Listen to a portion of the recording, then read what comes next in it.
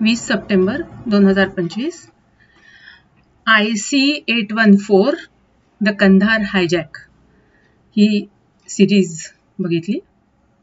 Real स्टोरीवर आहे. 1999 मध्ये जे एअर इंडियाचं विमान हायजॅक केलं होतं नक्सलाइट्सने, तर त्याच्यावरची ट्रू स्टोरी आहे.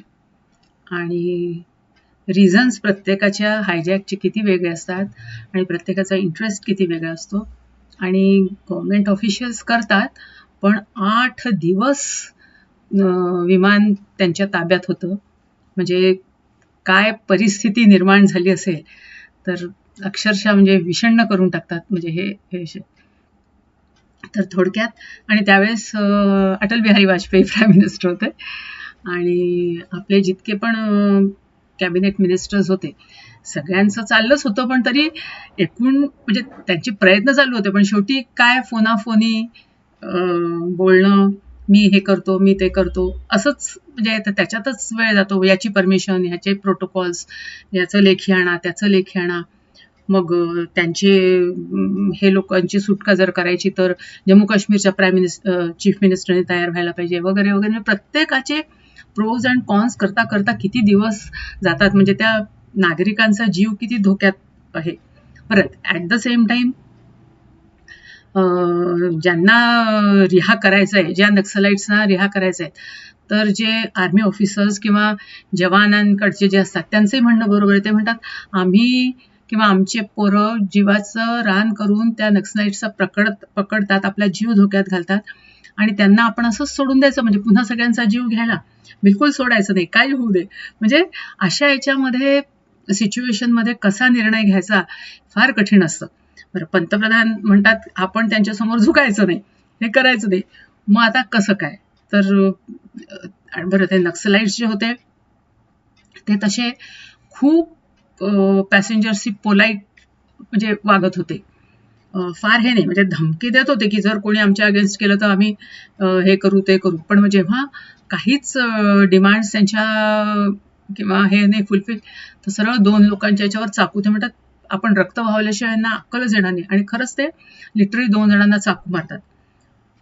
म्हणजे जीवे मारायचं नाही म्हणून पण असं, पण तरी त्यातला एक जण मग मरतोच आणि एकाला मग प्रॉपरली टाइमली हॉस्पिटलाइज्ड केल्या जातं. असं बरेच लोक असे असतात की ज्यांचे तब्येती ठीक नसतात,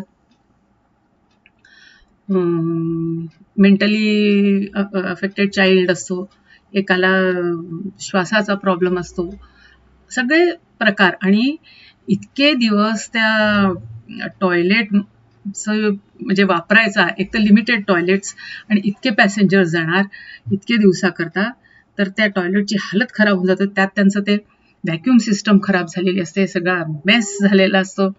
मग तो पायलट जाऊन स्वतः खाली हे ते यंत्रणा त्याला येत असते ती ठीक करतो. मग स्वतः ती केबिन क्रूवाली जी एअर होस्टेस असते ती स्वच्छ करायचा प्रयत्न करते. म्हणजे सगळ्या सिच्युएशन्स दाखवलेल्या आहेत की किती किती वाईट आहे.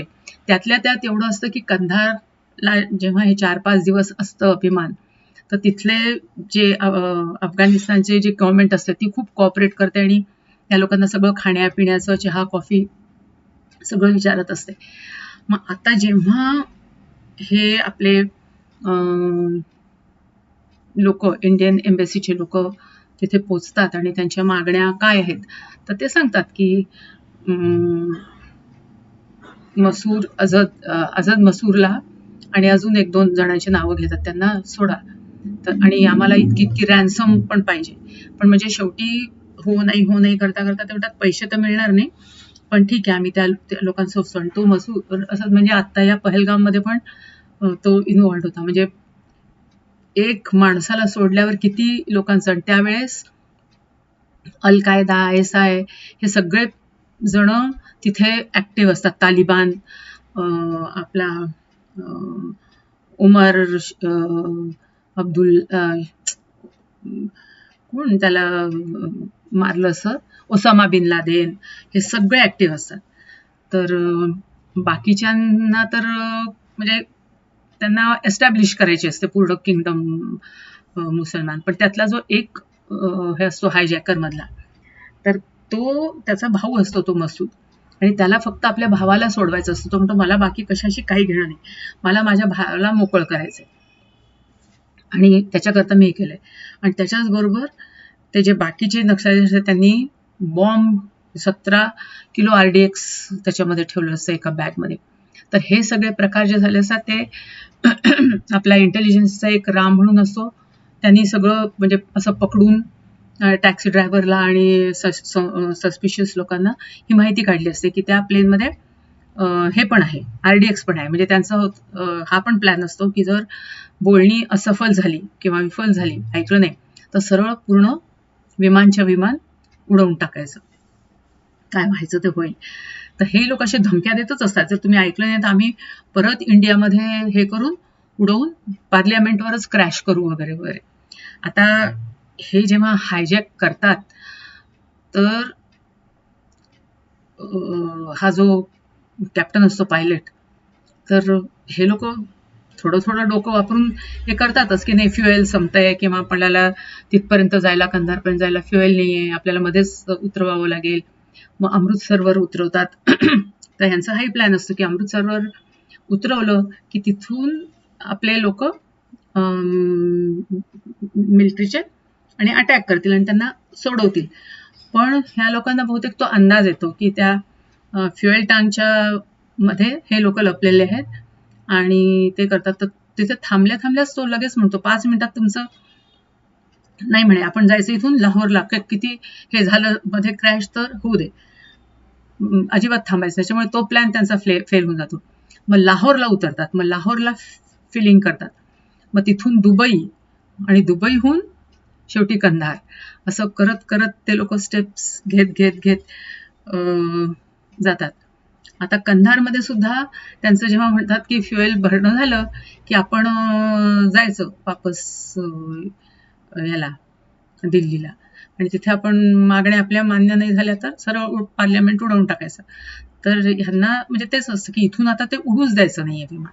तर काय करायचं, तर मग हा पायलट काहीतरी त्यांची ती यंत्रणा असतो की पेट्रोल ओव्हरफ्लो झालंय असं दाखवायचं, पेट्रोल भरल्याच जात नाही, तर ते बद सगळं बाहेर पडतं. हे लोक ओरडतात तू काय केलं का, तू काहीच नाही, मी तुम्हाला आधीच सांगितलं की प्रेशर येत आहे त्याच्यावर, ती त्याची एवढी टँकची कॅपॅसिटी नाही आणि तुम्ही भरून राहिले वगैरे वगैरे. म्हणजे सगळं असं हे करत करत करत ते लांबत जातात. आणि मग शेवटी बोलणी म्हणजे याच्यावर ठरतं की त्या 3 जणांना सोडवायचं, आणि मग सगळं एअर इंडियाच्या लोकांना म्हणजे ते हायजॅकर जर उतरतात आणि त्या 3घांना घेऊन जातात एका व्हॅनमधनं, आणि आपले सगळे एअर इंडियाचे लोक उतरतात, दुसरं विमानात बसतात आणि अल्टिमेटली दिल्लीला रवाना होतात. म्हणजे काठमांडू टू दिल्ली अशी फ्लाईट असते ती, आणि ती काठमांडूहून उडायला लागल्यावर एक 5-10 मिनिटाच्या आतच हे लोक कब्जा घेतात त्याचा, आणि हे सगळं नाटक सुरू होते. असं पूर्ण 24च्या म्हणजे 24 डिसेंबर 1999च्या दुपारपासून हे नाटक सुरू होते, ते जाऊन 8 दिवसांनी 2 तारखेला सगळं व्यवस्थित होते. तर त्याच्याकरता किती लोकांनी आपले प्राण गमावले किंवा किती लोकांनी आपले स्ट्रॅटेजी वापरली किंवा काय केलं हे सगळं. आणि इंटरेस्ट कोणाचा, तर म्हणजे ह्या लोकांचाच, नक्सलाइटचा. पण त्याच्यातही काही पॉलिटिकल लिडर्सना वाटत होतं की असं नाही तसं नाही तसं म्हणजे करावं. तर शेवटी प्रत्येकाचे विचार घेऊन आणि सगळ्या गोष्टी सॉल्व्ह करायच्या, इट्स नॉट अ जोक. पण त्याच्यामध्ये सामान्य नागरिक सफर होतात आणि आर्मी ऑफिसर्स पण सफर होतात. पण छान सिरीज, सुंदर आहे.